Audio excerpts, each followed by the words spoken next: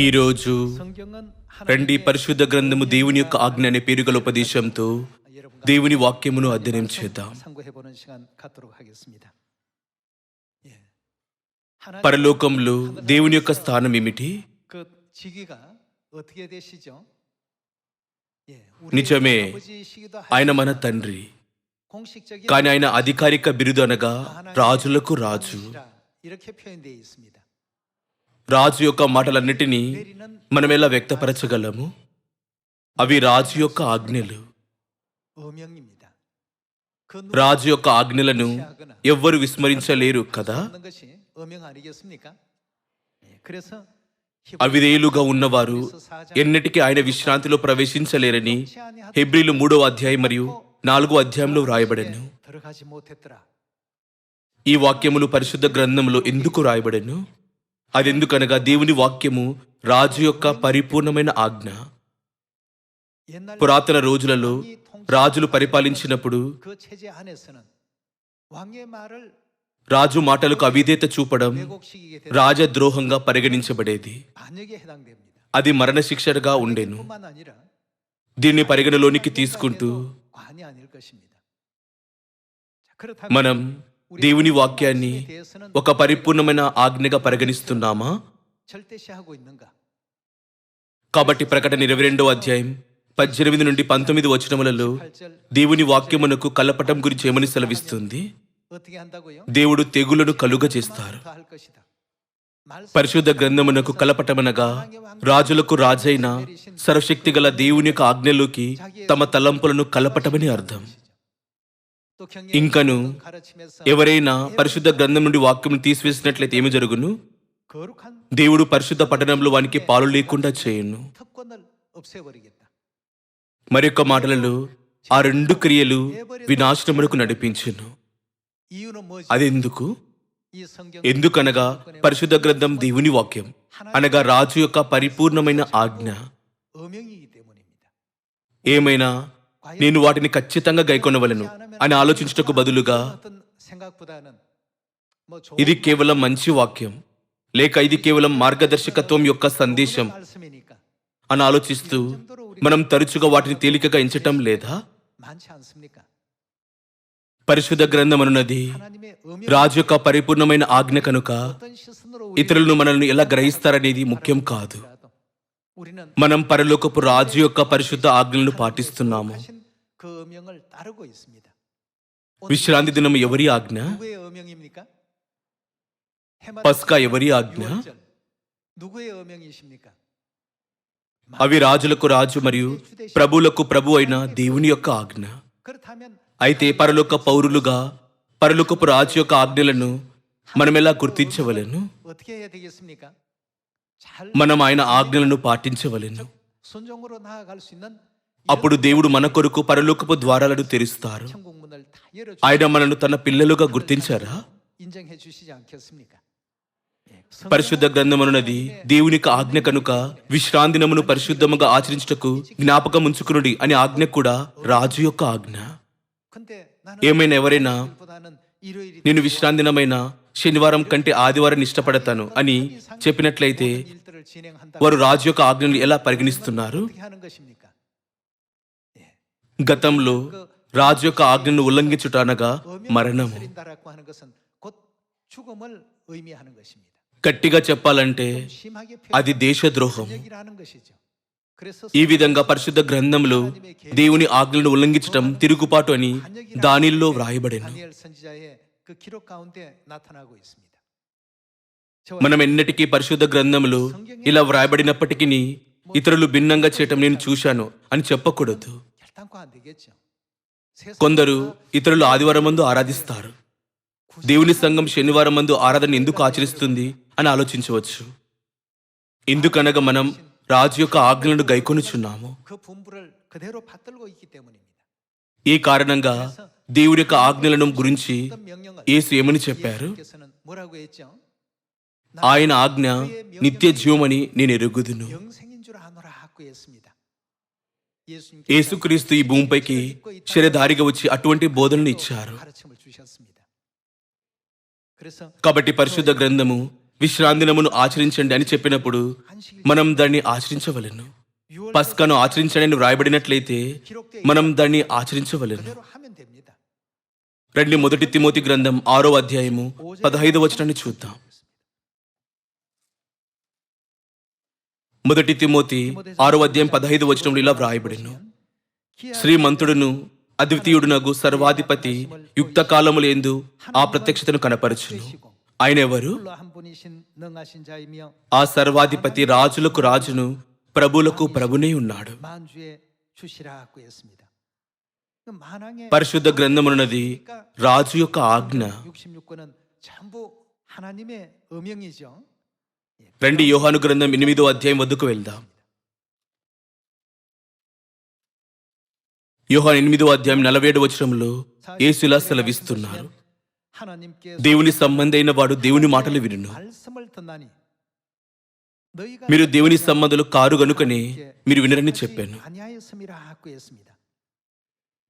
దేవుని ఆజ్ఞ ఉల్లంఘించేవారు దేవునికి చెందినవారు కాదని, 적으로 하나님 మరియు దేవునికి చెందిన వారు దేవుని వాక్యములను గైకొంటారని యేసు సెలవిచ్చారు. 하나님께 속한 자들은 반드시 하나님의 그 말씀 반드시 듣고 따르고 지키고 ఈ విషయానికి సంబంధించి యేసు స్పష్టమైన మార్గదర్శకత్వాన్ని అందించారు. 명쾌하게 말씀을 주셨습니다. 자, 그렇다면 ఈనాటి ప్రపంచంలో 크리스마스를 지키고 ప్రజలు విశ్రాంతి దినం మరియు పస్కాకు బదులుగా క్రిస్మస్ జరుపుకుంటారు. 대신에 일요일을 지키고 సిలువను ఆరాధిస్తారు. ఆదివారపు ఆరాధన ఆచరిస్తారు. 중시한다. 전부가 보면 వారు దేవుని ఆజ్ఞలను తిరస్కరిస్తున్నారు. 다 거절한 입장이요.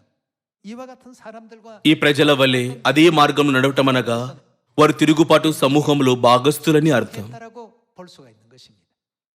그 조선 జోసన్ రాజవంశం సమయంలో ఒక ద్రోహికి 3 తరాలు మరణశిక్ష ఉంటుంది.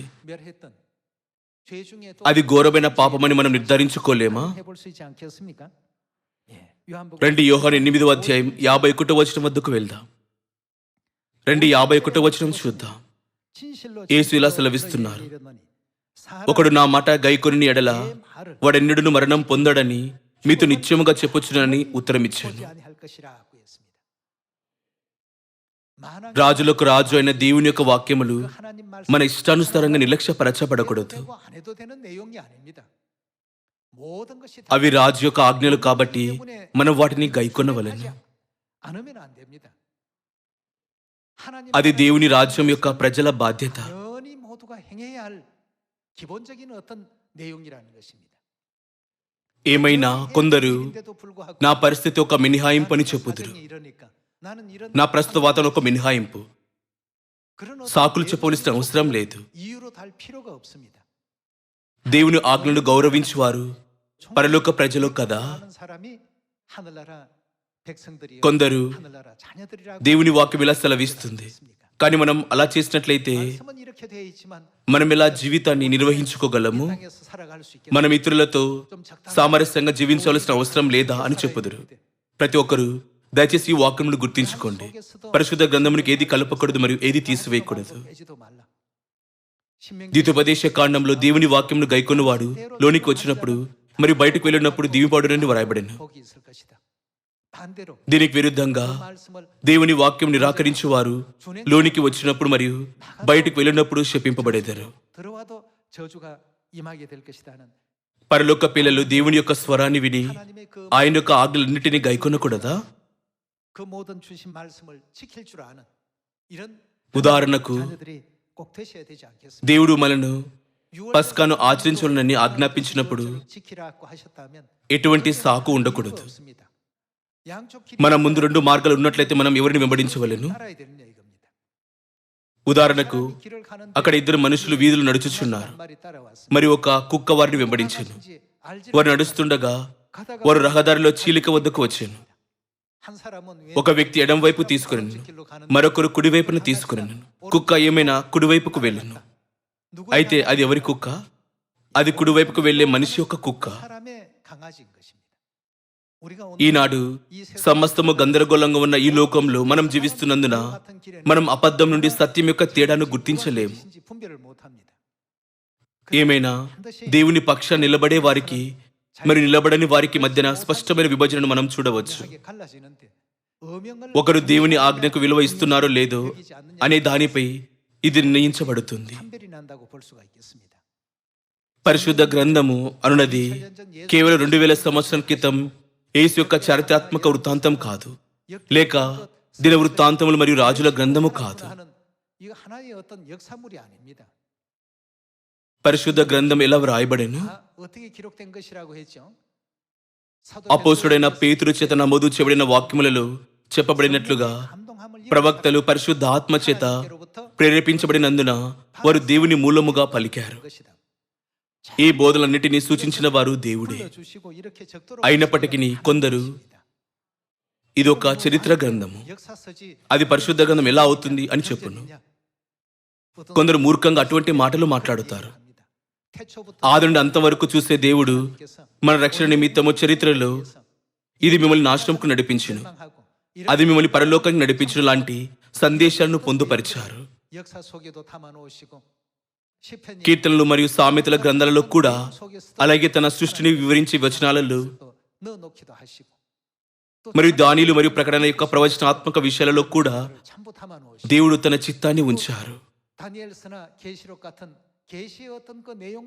దేవుడు వివిధ వనరుల ద్వారా తన ఆజ్ఞలను ఇచ్చారు. మనం ఈ ఆజ్ఞలను ఆచరించడం చాలా అవసరం. అయినను లోకము ఈ బోధనలను ఎరుగదని దేవుడు చెప్పారు. దేవుడు నా గొర్రెలు నా స్వరం వినును అని సెలవిచ్చారు. తన గొర్రెలు కాని వారు తన ఆజ్ఞను గ్రహించలేరని ఆయన చెప్పలేదా? దేవుని ఆజ్ఞల్లోకెల్లా ఆయన నా ప్రజలు నా నామమును ఎరుగుదురు అని సెలవిచ్చారు. ఆయన యెషయా ప్రవక్త ద్వారా ఈ వాక్యములను ప్రకటించలేదా? ఈ రోజు రండి, యేసు రెండవసారి వచ్చినప్పుడు తాను ఉపయోగించబోయే క్రొత్త నామము గురించి తెలుసుకుందాం. రండి, మత్తయి సువార్త 28వ అధ్యాయం 18వ వచనం చూద్దాం. అయితే యేసు వారి యొద్దకు వచ్చి, పరలోకమందును భూమి మీదను నాకు సర్వాధికారం ఇవ్వబడి ఉన్నది, కాబట్టి మీరు వెళ్ళి సమస్త జనులను శిష్యులనుగా చేయుడి. ఏమిటి? తండ్రి యొక్కయు కుమారుని యొక్కయు పరిశుద్ధాత్మిక నామములోనికి వారికి బాప్తిసమిచ్చుచు నేను మీకు ఏ సంగతులను ఆజ్ఞాపించితినో వాటన్నిటిని గైకొనవలని వారికి బోధించుడి. ఇదిగో నేను యుగ సమాప్తి వరకు సదాకాలము మీతో కూడా ఉన్నానని వారితో చెప్పాను. బాప్తిసం పొందటం అనగా రక్షణ యొక్క గుర్తు. బాప్తిసము మన ఆత్మలను రక్షించునని 1 పేతురు 3వ అధ్యాయములో స్పష్టంగా చెప్పబడెను. అయితే మత్తయి 28వ అధ్యాయంలోని తండ్రి, కుమారుడు మరియు పరిశుద్ధాత్మ ఎవరిని సూచిస్తుంది? అది దేవుని సూచించటం లేదా? తండ్రి యొక్క యుగంలో ఆయన యెహోవా అని పిలువబడెను.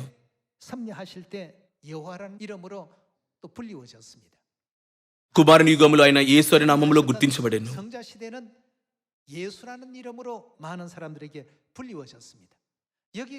ఈ నామము అనేక మందికి తెలుసు. ఏమైనా తండ్రి, కుమారుడు మరియు పరిశుద్ధాత్మిక నామము కలదు. అయినను పరిశుద్ధాత్మిక నామము ప్రజలకు తెలియదు. వారికి ఈ నామము గురించి తెలియనందున వారు యెహోవా మరియు యేసుక్రీస్తు పేరును కూడా ప్రస్తావించారు. కానీ కేవలం నేను మీకు తండ్రి యొక్క, కుమారుని యొక్క మరి పరిశుద్ధాత్మిక నామములో బాప్తిసం ఇచ్చుచున్నాను అని చెప్పుదురు. అది కేవలం బిరుదులు, పేర్లు కాదు. పేర్లు మరియు బిరుదులు పూర్తిగా భిన్నమైనవి. దేవుడు ప్రజలకు తండ్రి యొక్క, కుమారుని యొక్క మరియు పరిశుద్ధాత్మిక నామములో బాప్తిసం ఇవ్వండి అని సెలవిచ్చారు. ఇది ఎవరి యొక్క ఆజ్ఞ? అది రాజులకు రాజు అయిన దేవుని యొక్క ఆజ్ఞ. ఏమైనా అసంఖ్యాకమైన సంఘాలు ఈ ఆజ్ఞను గైకొంటుందా? దేవుని సంఘం తప్ప ఏ సంఘం అలా చేయదు. ప్రతి ఒక్కరూ పరిశుద్ధ గ్రంథం మంచి వ్యక్తులుగా మారే బోధనలతో నిండి ఉన్నదని ఆలోచిస్తూ కేవలం ఊహించకండి. బదులుగా మనం ఇది రాజు యొక్క పరిపూర్ణమైన ఆజ్ఞ. పరలోక పిల్లలుగా నేను ప్రతి వాక్యమును పరిపూర్ణంగా ఎంచవలెను అని ఆలోచించవలెను. మనం ఆ ఆజ్ఞతో ఏదైనా వైరుధ్యాలను ఎదుర్కొన్నట్లయితే మనం మొదటగా ఆ ఆజ్ఞను పాటించవలను. మరి మిగిలిన సమస్యలను దేవునికి అప్పగించవలను. 하나님께 맡기셔야 되겠습니다. 예. మన మత్తయి 28వ అధ్యాయం వద్దకు తిరిగి వెళ్ళినప్పుడు బాప్తిసం యొక్క అత్యంత ముఖ్యమైన భాగమనగా పరిశుద్ధాత్మ యొక్క నామము. 성령의 이름이 되겠습니다.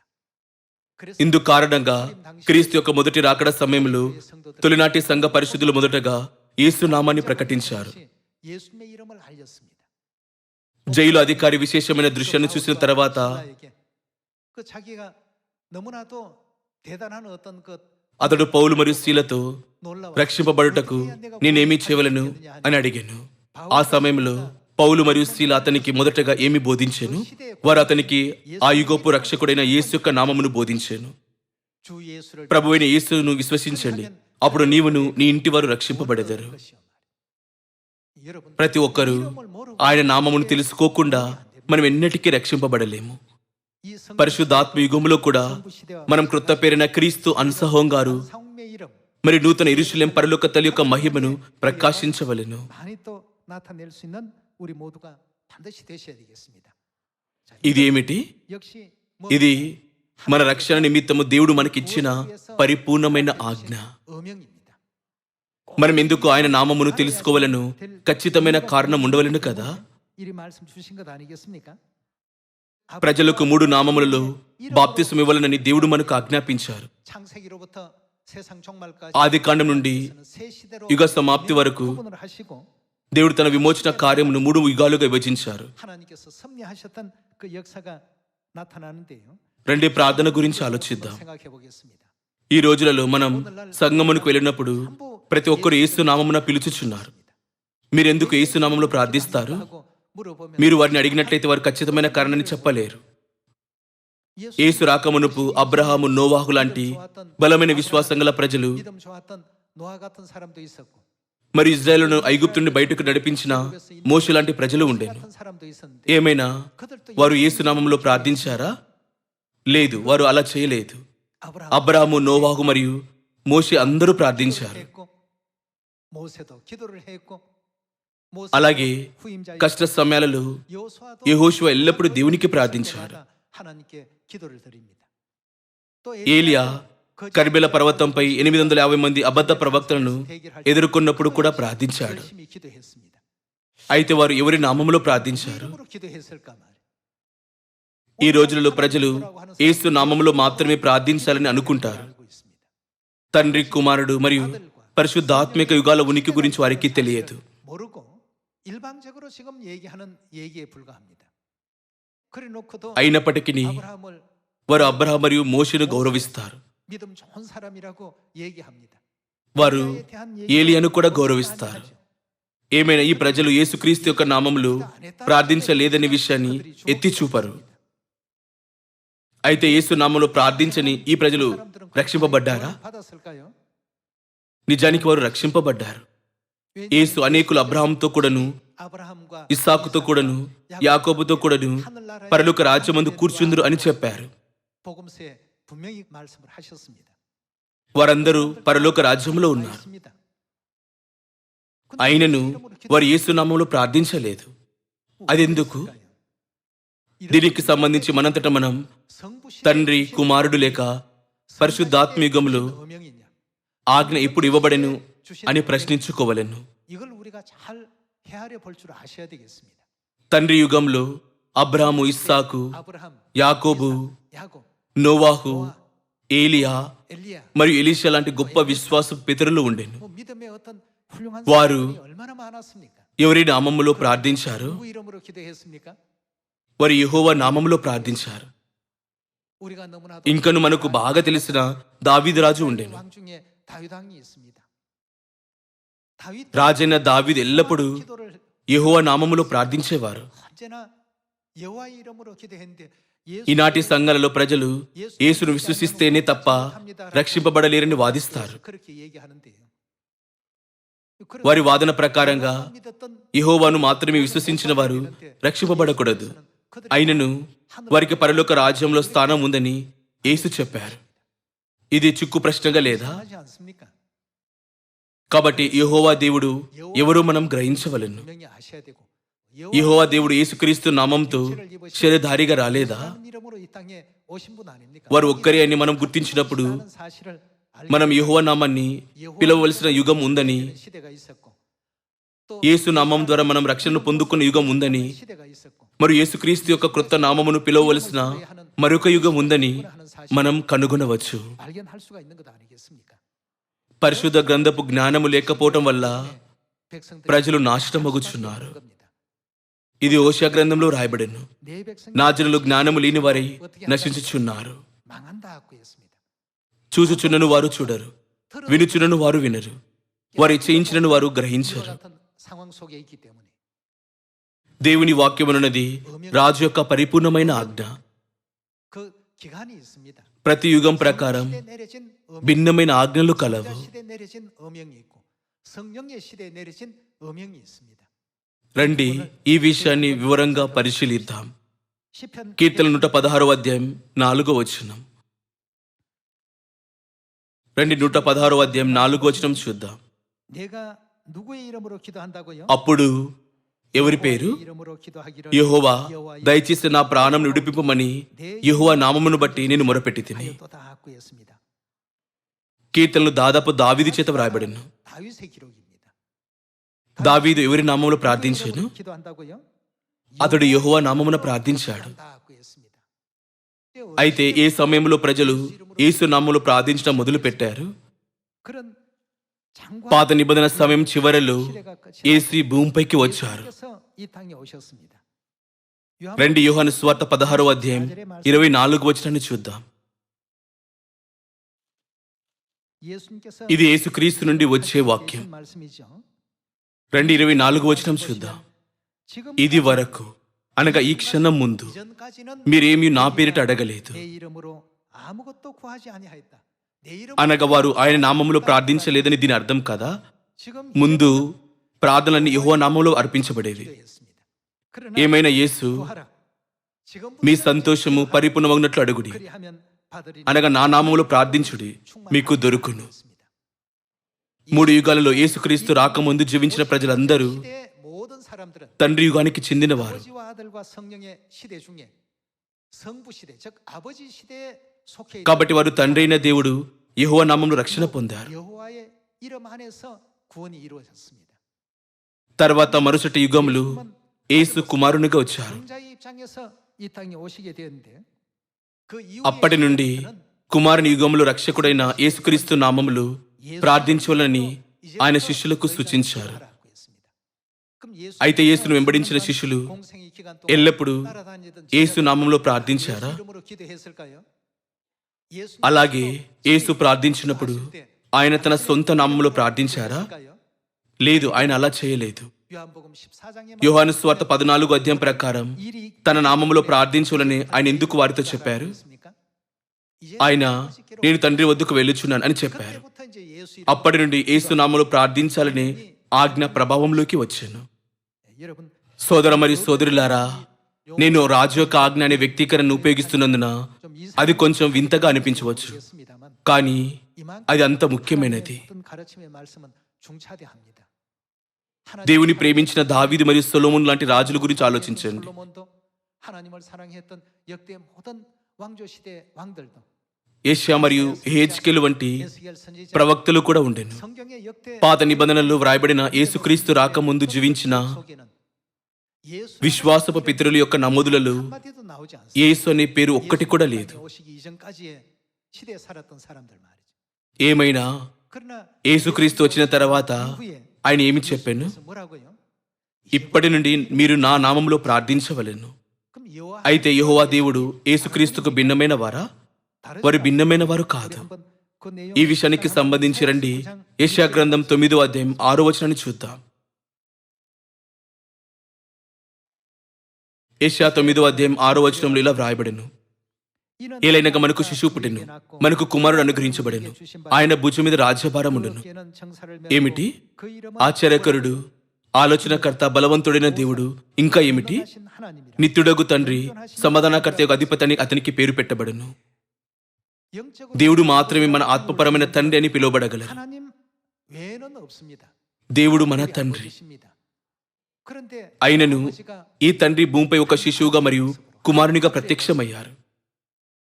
이 땅에 등장했다 하고 했습니다. ఆయన ప్రత్యక్షమైనప్పుడు ఆయన యెహోవా అనే పేరును తెచ్చుకున్నారా? 갖고 오셨습니까? లేదు, బదులుగా ఆయన యేసుగా పిలువబడెను.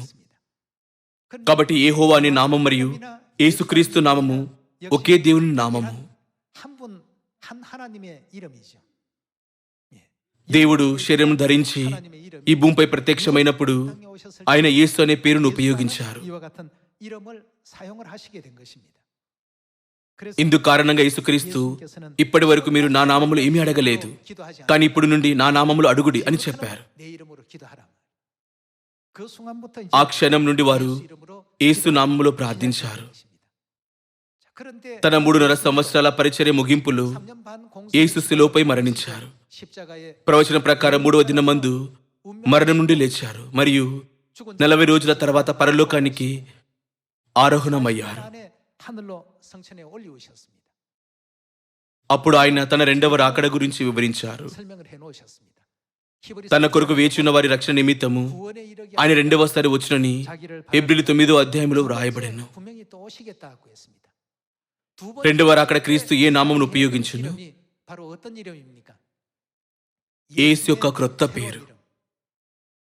여호와 యెహోవా దేవుడు, యేసుక్రీస్తు మరియు క్రొత్త పేరు ఒకే మరియు అదే దేవుడు. 같은 한 분이십니다. 근데 ఏమైనా ఆయన ఈ భూమిపైకి వచ్చిన ప్రతిసారి ఆయన ఒక భిన్నమైన పేరుతో ప్రత్యక్షమయ్యారు. 역사 속에서 이름만 각각 달리 이렇게 오셨습니다. 그럼 అయితే 시기는 언제라? ఆయన ఎప్పుడు వచ్చును?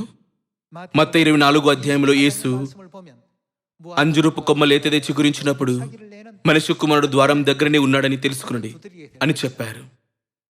즉 다시 말해서 మరొక మాటలలో 그 주권이 ఇజ్రాయెల్ దేశము స్వాతంత్రం పొందినప్పుడు 독립을 నేను 이루게 తలుపును తట్టుచున్నాను. 때가 되면 너희들에게 다 내가 문을 두드리고 있을 것이다. ఆ సమయం ఎప్పుడు? 1900 మే 1948లో ఇజ్రాయెల్ దేశపు దాదాపు 독립을 했습니다. 1900 సంవత్సరాల తర్వాత స్వాతంత్రం పొందింది. 그렇다면 ఆ సమయం నుండి 시대가 పరిశుద్ధాత్మిక యుగము ప్రారంభమగును. 아니고 성령의 시대로 넘어가게 됩니다. అయితే 그럼 이 성령 시대 దేవుడు ఇంకా 예수라는 యేసుక్రీస్తు అనే పేరును ఉపయోగించడం కొనసాగిస్తారా? 여러분 이름이 참 ప్రతి ఒక్కరూ నామము నిజంగా ముఖ్యమైనది. 예수의 이름만 부르게 తొలినాటి సంఘం యొక్క సమయంలో వారు యేసు నామాన్ని ఉపయోగించి ప్రార్థన చేసినప్పుడల్లా విశేషమైన సంఘటనలు జరిగాను. 초대교회 모든 성도들은 다른 진리 పర్యవసానంగా కుమారుని యుగంలో తొలినాటి సంఘం యొక్క పరిశుద్ధులందరూ రక్షకుడు యేసు అని అంటూ యేసు నామం ప్రకటించారు. 성자 시대 그렇게 얘기했고 성부 తండ్రి యుగంలో ప్రతి ఒక్కరూ యెహోవా తప్ప 여호와 외에는 없다. ఏ రక్షకుడు లేడు. 여호와만이 우리의 구원자다. యెహోవా మన కాపరి, 목자시요 우리의 మన కర్ర 그 지팡이시요 మరియు దీపము. 그 길에 등불이 되신 ఈ విధంగా 전부 వారు దేవుని గురించి సాక్ష్యమిచ్చారు. 해왔던 것입니다. రండి ప్రకటన 3వ అధ్యాయం 12절입니다. 12వ వచనం వద్దకు వెళ్దాం. 12절의 말씀 보시면 12వ వచనం చూద్దాం. జయించు అని నా దేవుని ఆలయంలో ఒక స్తంభముగా చేసేదను, అందులో నుండి వాడిక మీదట ఎన్నటికి వెలుపలికి పోడు. మరియు నా దేవుని పేరును పరలోకములో నా దేవుని ఎదురుని దిగొచ్చుచున్న నూతనమైన యెరూషలేమును నా దేవుని పట్టణపు పేరును 예루살렘의 నా క్రొత్త పేరును 나의 새 వాని మీద 이름을 వ్రాసెదను. 기록하리라 하고 있습니다. ఇక్కడ నా అనగా ఎవరిని సూచిస్తుంది? 누구를 뜻합니까? అది యేసును సూచిస్తుంది. కాబట్టి యేసు క్రొత్త పేరును కలిగి ఉన్నారు. 다른 것이 아니고 또 다른 이름이 있더라는 거예요. మనం తప్పక 그 이름에 ఈ క్రొత్త పేరును కలుసుకోవలెను. 찾아야 됩니다. 그리고 그 이름이 మరియు ప్రజలందరికీ క్రొత్త పేరు ప్రకటించబడను.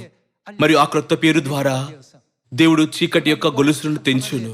사로잡혀 있던 그들의 그 마음에 그 족쇄를 전부 ఇందు కారణంగా 하게 될 것입니다. దేవుడు మనకు 우리에게 యేసు యొక్క క్రొత్త పేరును ఇచ్చునని 예수의 새 이름을 వాగ్దానం చేశారు. 하시겠다 하고 했습니다. యేసు యొక్క క్రొత్త పేరు ఎప్పుడు ఉపయోగించబడుతుంది? 사용되어질 이름입니까? మనం జీవిస్తున్న పరిశుద్ధ ఆత్మ యుగంలో.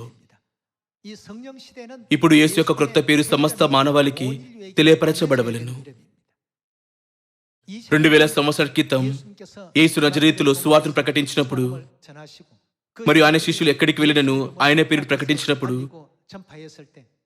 అపోస్తుల కార్యములు 24 అధ్యాయములు వ్రాయబడినట్లుగా ప్రజలు వారిని 24장에 నజరేయుల మతభేదము గలవారు అని పిలిచారు. 그렇게 명령을 했습니다. ఇది ఎందుకనగా 이제까지 한 వారు మునుపెన్నడూ వినని మరియు పూర్తిగా భిన్నమైన క్రొత్త నిబంధనను ప్రకటించారు. 자기들이 가르침 받은 어떤 내용하고는 완전히 다르다고 말이죠. దేవుడు భూమిపైకి వచ్చి తన పరిపూర్ణమైన ఆజ్ఞను 어명을 పాత విషయాలు విస్మరించబడవలెను. 다 폐기할 것이다. ఇప్పుడు 그리고 이제 క్రొత్త దానిపై దృష్టి పెట్టండి 새로운 것에 అని ప్రకటించారు. 집중을 하라. ఆయన తన ప్రజలకు ఒక క్రొత్త విధానాన్ని అనుగ్రహించినప్పటికీ ఇజ్రాయేలీలు మేము దాన్ని పాటించాము. 하겠다. 아무리 왕의 명령 అది రాజు యొక్క ఆజ్ఞ అయినప్పటికీ పాత నిబంధన ఉత్తమమైనది అని చెప్పుచు దాన్ని నిరాకరించారు. 그걸 옛 언약이라고 표현합니다. యేసు క్రొత్త నిబంధనను 새 언약의 유월절, పస్కా, విశ్రాంతిన మరియు 새 언약의 안식일, బాప్తిసము వేడుకను 새 అనుగ్రహించారు. 언약의 침례 అయినను 예배를 주셨는데 వారు వాటిని నిరాకరించారు. 필요 없다는 것입니다. అది రాజు ఈ రోజు నుండి నేను మీకు భిన్నమైన ఆజ్ఞ ఇస్తున్నాను అని 내가 그렇게 명령 ప్రకటించినట్లుగా ఉంటుంది. 오늘부터는 이렇게 명령하겠다 말이에요. ఆ విధంగా 내리셨습니다. దేవుడు తన క్రొత్త ఆజ్ఞను ఇచ్చి 이래서 క్రొత్త నిబంధన సమయాన్ని ప్రారంభించారు. 개막이 되게 된 것이죠. యేసుక్రీస్తు క్రొత్త నిబంధన ప్రకటించక ముందు పాత నిబంధన ప్రభావవంతంగా ఉండగలిగాను. 유예했다고 볼 수 있습니다. 그러나 ఏమైనా 새 언약 시대로 క్రొత్త నిబంధన యొక్క సమయం ప్రారంభమైనది మరియు దేవుడు మనకు క్రొత్త నియమాలను ఇచ్చారు. 세법에 మనం ఈ క్రొత్త నియమాలను ఆచరించకూడదా? 그렇게 దేవుడు మీరు తండ్రి యొక్కయు కుమారుని యొక్కయు పరిశుద్ధాత్మ యొక్క నామములో బాప్తిసం ఇవ్వలను అని సెలవిచ్చారు. 하셨는데 మనం క్రొత్త పేరును తెలుసుకోకూడదా? 하셔야 되지 않겠습니까? క్రొత్త పేరు ఏమిటి? 주인공이 누구냐 하면 యెషయా 25 అధ్యాయములు ఇలా వ్రాయబడెను. 이는 우리 하나님 మనం రక్షించని మనం కనిపెట్టుకొని ఉన్న మన దేవుడు. 구원하실 것이다. మరొక మాటలలో మడ్డి మీదున్న ద్రాక్షరసముతో మరణమును మరెన్నడూ ఉండకుండా మృంగివేయవారు మన దేవుడు. 이미 하나님께서 ఈ విధంగా 내가 앞으로 దేవుడు తన రాకడ గురించి మనకు ముందే తెలియచేశారు. 알려놓으셨습니다. తన కొరకు కనిపెట్టుకుని వారి రక్షణ నిమిత్తము ఆయన రెండవసారి ప్రత్యక్షమగును. 다시 나타날 것이다. 육체를 입고 올 것이다. మీక 4వ అధ్యాయంలో ఇలా వ్రాయబడెను. 말일에 అంత్య దినములలో యెహోవా మందిర పర్వతముల శిఖరమున స్థిరపరచబడను. 그가 그 도로 ఆయన మనకు తన మార్గమును బోధించును. 가르치실 것이다. 이제 మనం పరిశుద్ధాత్మీకములు జీవిస్తున్నాము. 모두가 살고 있습니다.